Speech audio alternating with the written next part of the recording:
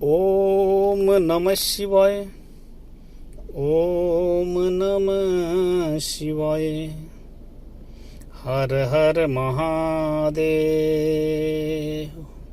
हर हर महादेव। कल रविवार 27 मार्च को देखा गया कि बिहार का मुख्यमंत्री माननीय नीतीश कुमार जी अपने एक क्षेत्र में कोई मीटिंग, कोई सभा में जा रहे हैं। वहां पर पहुंचते हैं। उनको जाते ही अपनी कुर्सी की तरफ, अपनी मंच की तरफ जाते हैं। वहीं के कुछ एक लड़के ने जाकर के उन पे मुक्का मारता है और उनका कॉलर भी पकड़ने की कोशिश करता है। वो लड़का अपना मनसौदा में तो कामयाब हो गया। देखिए, ये चीज देखने वाली एक बात है।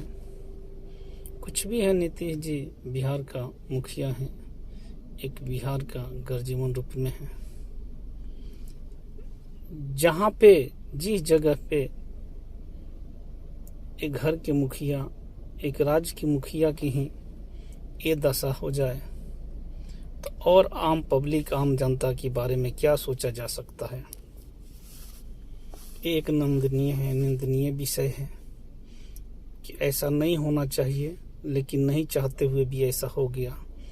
चाहे विपक्ष कराए या कोई भी कराए, समाज के अंदर, एक राज्य के अंदर, देश के अंदर एक घिनौना काम तो हो गया ना। भले उस बच्चे को, उस लड़के को, उस इंसान को नीतीश जी माफ कर देते हैं, उसको छोड़वा देते हैं, लेकिन उसका करनी तो नहीं रिटर्न हो सकता है ना।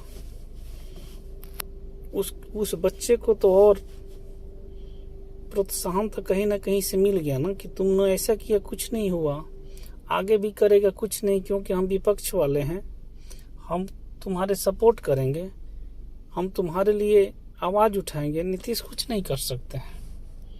ये भी एक विडम्बनाएं है। हमने बचपन में एक पिक्चर देखा था, यलगार, उसका सेम कहानी मुझे कल की घटना में दिख गई। उसमें एक डीआईजी होते हैं जो कि कहीं कार से जा रहे हैं। संयोग से उनके जो लड़के हैं वो भी अफसर रैंक में हैं।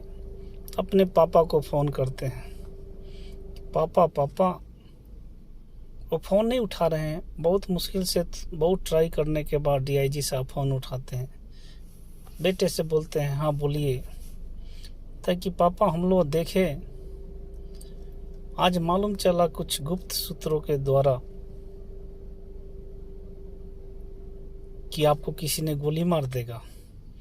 आप अपना ख्याल रखें, फोर्स के साथ जाएं, आप अकेले क्यों चले गए।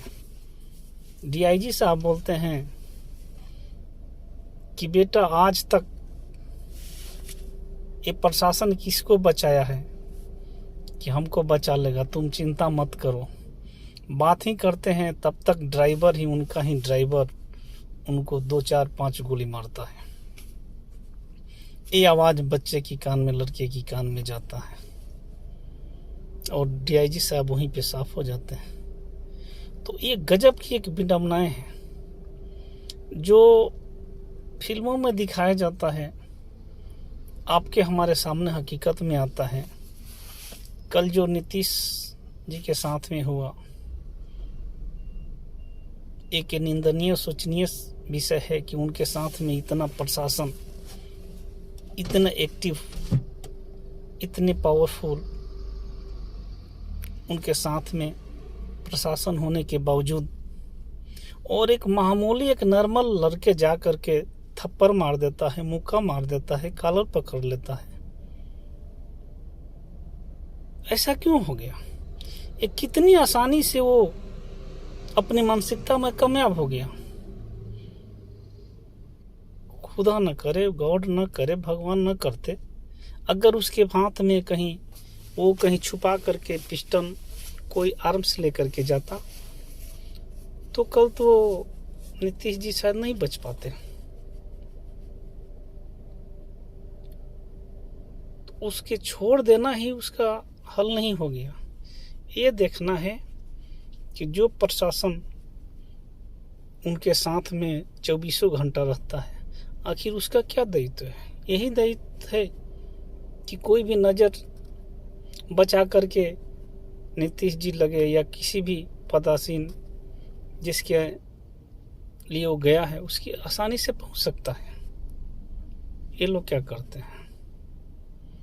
आखिर ये लोग उनके पास में उनके सुरक्षा के लिए इसीलिए है ना कि उनको कुछ गलत ना है, कोई आसानी से उनके पास नहीं पहुंच पाए।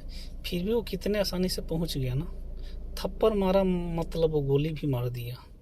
वो अपना मकसद का जो भी सोचा था उसने कर दिया। आगे तो जो होने वाला है उसकी बाद की बात है ना।